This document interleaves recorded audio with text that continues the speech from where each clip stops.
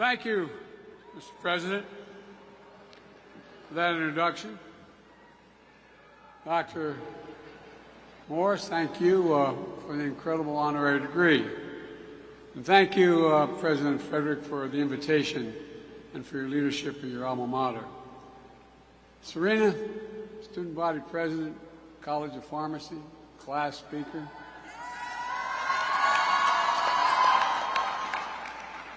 And just remember, when you're President of the United States and they say Joe Biden's out in the waiting room to say hello, promise me you will not say Joe who. Right? You all think I'm kidding. To the distinguished faculty and staff, thank you for having me, and to the parents and families in the class of 2023, congratulations. And by the way, we will get to giving you your degrees. I promise that's coming. You are here with the heart and through the heartache, through blood, sweat, and tears of everything that's come before, for everything yet to come. You're here at the new moment of hope and possibilities. For graduates, before we begin, as mentioned many times, tomorrow's Mother's Day. Stand for your mothers and grandmothers. Stand and thank them.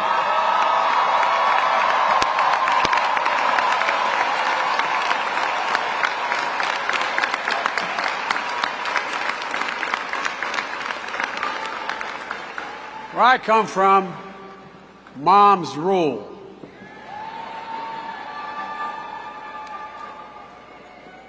To my friend, and he is my friend, Congressman Jim Clyburn, the thing that I admire most about you, Jim, is your absolute integrity in everything you do. In everything you do. This is a man of honor. I attended South Carolina State University's commencement as Jim received his degree he earned 60 years ago, but never got a chance to receive it in person. Jim, it's an honor to join you here today and receive an honorary degree from this great university. And it's truly special to join fellow honorees, Prime Minister Rowley. Mr. Prime Minister, I didn't know you were so talented. I just thought you were a foreign policy, Latin American guy. We got to talk.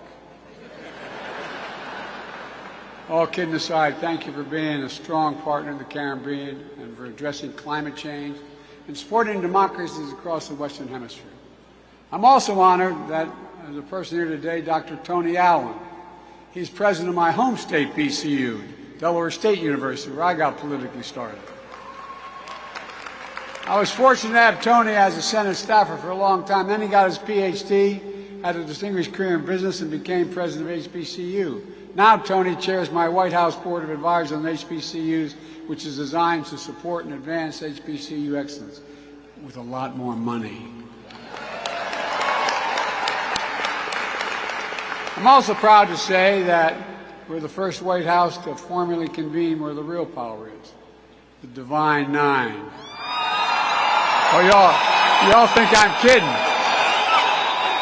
Not a joke. The Divine Nine not only has a seat at the table, we definitely hear you at the table. And they're our first time ever at the White House, permanently. So folks, in 2023, I'm truly honored to be here at Howard. Chartered 156 years ago by an act of Congress just after emancipation of the Civil War. Founded on a hilltop in Washington, D.C., the Mecca. Always promoting excellence, leadership, and truth and service. It really has.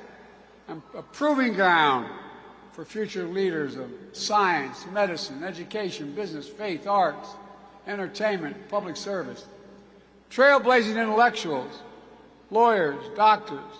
The first black, I might say, Vice President of the United States of America.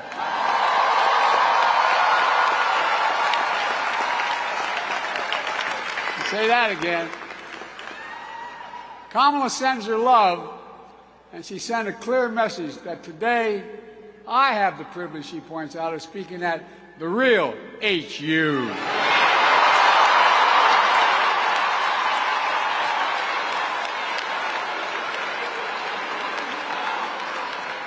Now you realize that's going to cost me at home. There's enormous pride in this university.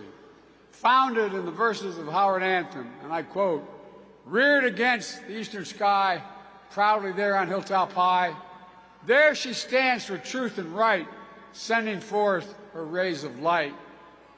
It matters. It matters. It matters. We're living through one of the most consequential moments in our history, with fundamental questions at stake for our nation. Who are we? What do we stand for? What do we believe? Who will we be? You're going to help answer those questions.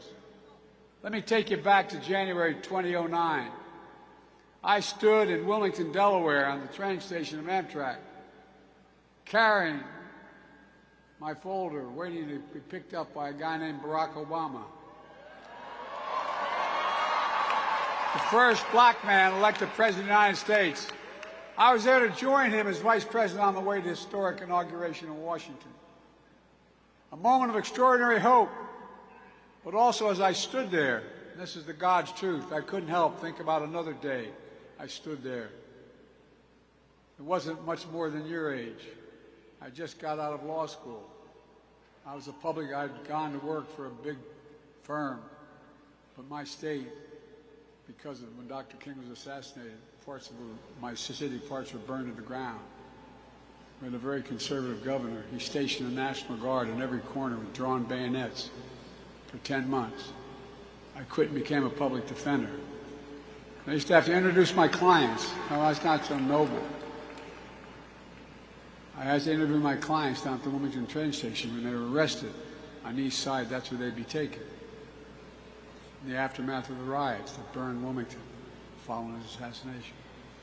In 2009, while waiting for Barack, I was both living history at the same time I was reliving it.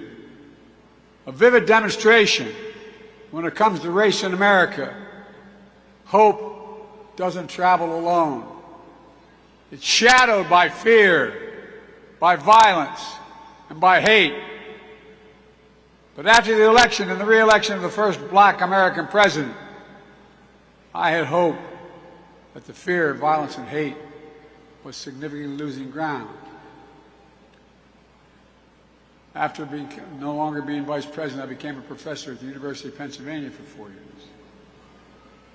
But in 2017, in Charlottesville, Virginia, crazed neo-Nazis with angry faces came out of the fields literally with torches, carrying Nazi banners from the woods and the fields, chanting the same anti-Semitic bile heard across Europe in the 30s, something I never thought I would ever see in America. Accompanied by Klansmen and white supremacists, emerging from dark rooms and remote fields and the anonymity of the internet, confronting decent Americans of all backgrounds, standing in their way into the bright light of day.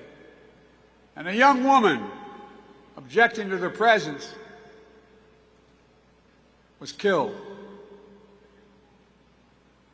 And what did you hear? That famous quote when asked about what happened. That famous quote, "There are very fine people on both sides." That's when I knew, and I'm not joking, that's when I knew I had to stay engaged and get back into public life. No, I don't say it for that reason. I say it for the journey. I don't have to tell you that fearless progress toward justice often meets ferocious pushback from the oldest and most sinister of forces. That's because hate never goes away. I thought when I graduated we could defeat hate, but it never goes away. It only hides under the rocks. And when it's given oxygen, it comes out from under that rock. That's why we know this truth as well. Silence is complicity. It cannot remain silent. We have to live through this battle for the soul of the nation. And it is still a battle for the soul of the nation. What is the soul of a nation? Well, I believe the soul is the breath, the life, the essence of who we are. The soul makes us us. The soul of America is what makes us unique among all nations. We're the only country founded on an idea, not geography, not religion, not ethnicity, but an idea. The sacred proposition rooted in Scripture and enshrined in the Declaration of Independence that we're all created equal in the image of God and deserve to be treated equally throughout our lives. While we've never fully lived up to that promise, we never before fully walked away from it. We know that American history has not always been a fairy tale. From the start, it's been a constant push and pull for more than 240 years. Between the best of us, the American ideal that we're all created equal, and the worst of us, a harsh reality that racism has long torn us apart. It's a battle that's never really over. But on the best days, enough of us have the guts and the hearts to stand up for the best in us, to choose love over hate, unity over disunion, progress over retreat, to stand up against the poison of white supremacy, as I did in my inaugural address, to single out as the most dangerous terrorist threat to our homeland is white supremacy.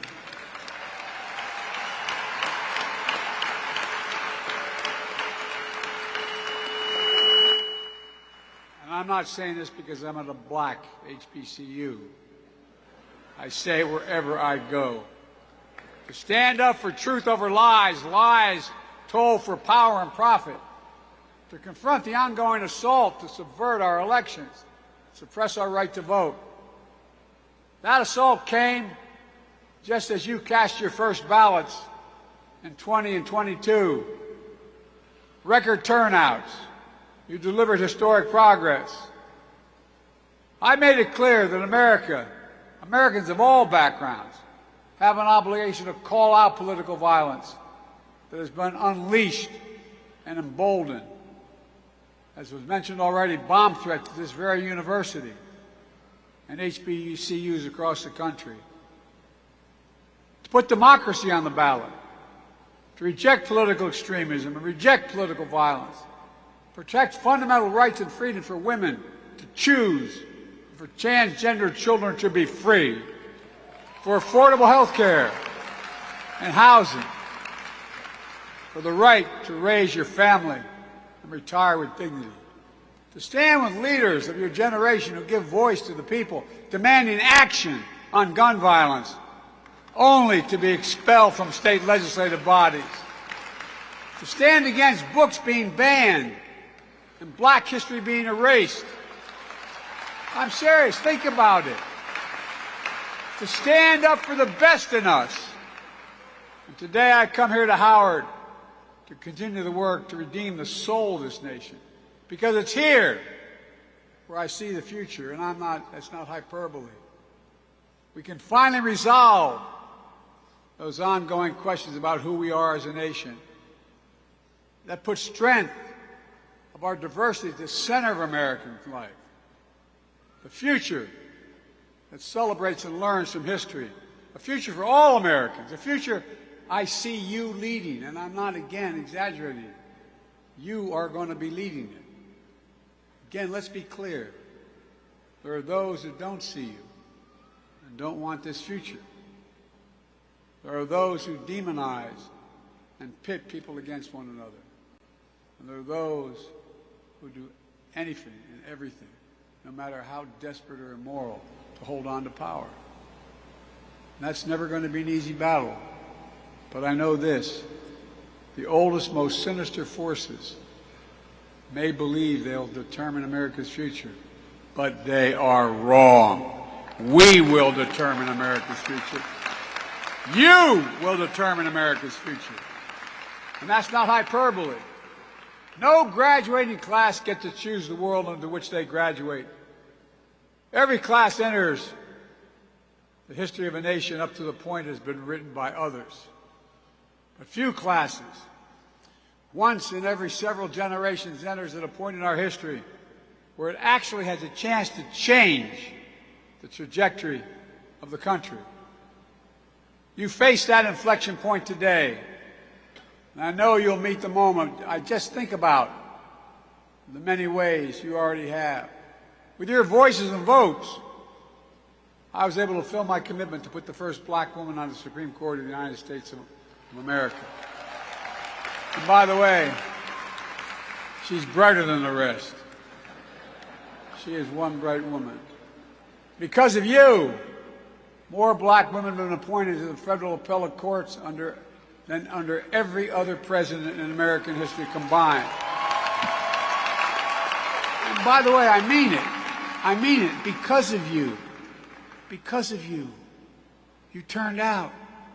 You spoke up. You knew. You showed up and the votes counted. And you made people say, whoa, wait a minute. What price will I pay if I don't do the following? You feel the promise and peril of climate change. Because of you, we're making the biggest investment ever in the history of the world in climate change. Don't ever think your voice doesn't matter. I'm keeping my promise that no one should be in jail merely because of using and possessing marijuana. Their record should be expunged. Just expunged. My student debt relief plan would help tens of millions of people, especially those on Pell Grants.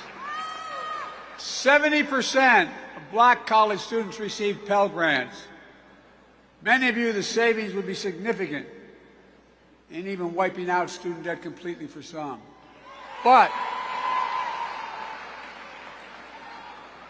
this new Republican Party is dead set against it, suing my administration to stop you from getting student debt relief.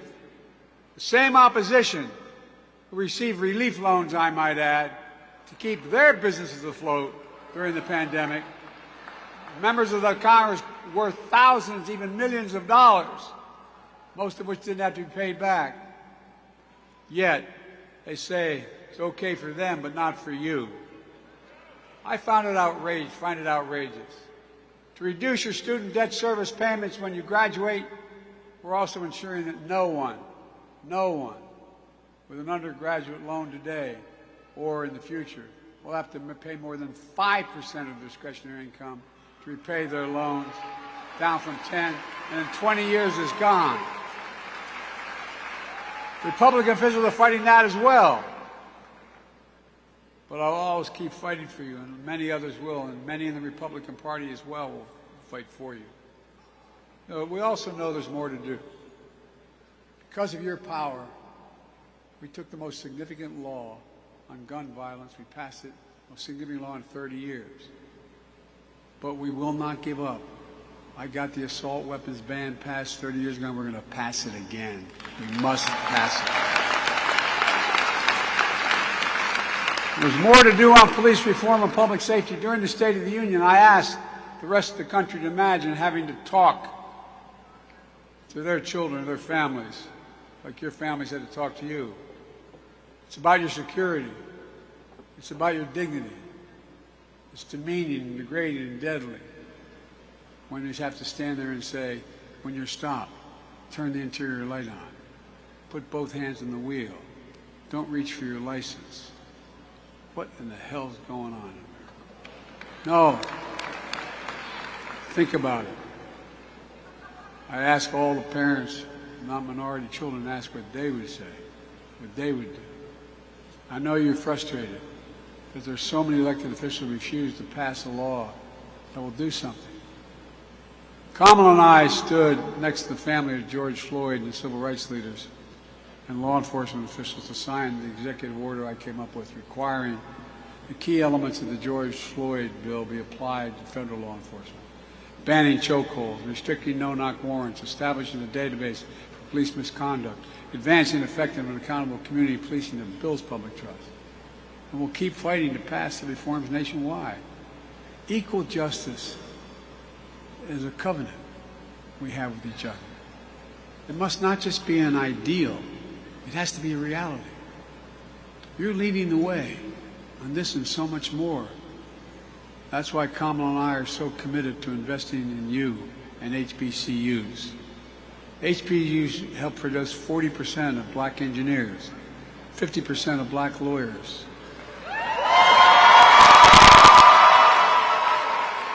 70% of black doctors and dentists, 80% of black judges.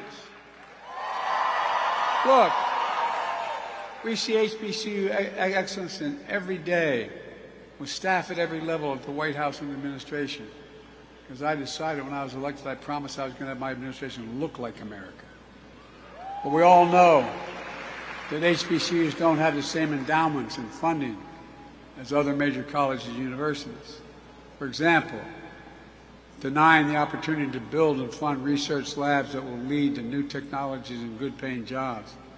That's why I asked them, we've invested $6 billion in counting in HBCUs, including to create new research and development labs that prepare students for jobs of the future in high-income fields from cybersecurity, engineering, biochemistry, healthcare.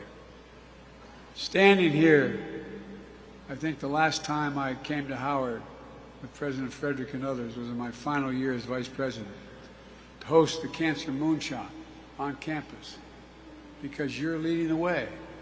You're the scientists, the doctors, the advocates who will bring and do big things like ending cancer as we know it, and even curing some cancers, which we're on their way of doing. You're the diplomats and global citizens making democracy work for people around the world. Lawyers defending our rights, artists shaping our culture, fearless journalists. This is real, though. This is what you're doing. Fearless journalists and intellectuals pursuing the truth and challenging convention. You're the leaders of tomorrow, but it's coming on you really quickly. Because of you, I see a future we can finally move away from the narrow and cramped view that the promise of America is a zero-sum game. If you succeed, I fail. If you get ahead, I fall behind. And maybe worst of all, if I can't hold you down, I can't lift myself up. Instead of what it should be.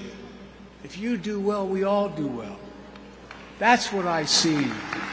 That's what I see in America. And more Americans are. A future of possibilities for all Americans. Look, no matter that future, what it holds, my sincere hope is that each of you find the sweet spot between happiness, success, and ambition. A good life, a life of purpose. Because here's the thing. You don't know where or what fate will bring you or when. You just have to keep going. You have to just keep the faith. You have to just get up. And you can find the balance between ambition and happiness and success. That good life, of purpose, of family. And as you know here at Howard, of excellence, leadership, and truth and service. There's no quit in you. There's no quit in America. So let me close with this. In our lives, in the life of the nation, we know that fear can shadow hope. But it's also true that hope can defeat fear. In January 2021, I stood in the U.S. Capitol to be inaugurated as President of the United States. Just days before, on that very spot, a violent insurrection took place, a dagger at the throat of democracy. For the first time in our history, an attempt to stop the peaceful transfer of power in this country. And they failed. Our democracy held. Again, hope prevailed.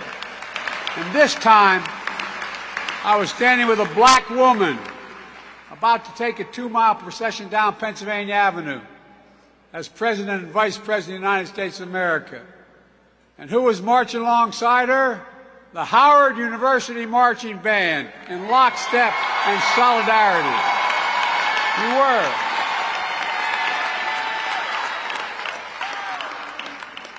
I give you my word as a bride. Class of 2023, you're the reason I'm so optimistic about the future. And I give you my word, I really mean it. You're part of the most gifted, tolerant, talented, best educated generation in American history. That's a fact. And it's your generation, more than anyone else's, will answer the questions for America. Who are we? What do we stand for? What do you believe? What do we believe? What do we want to be?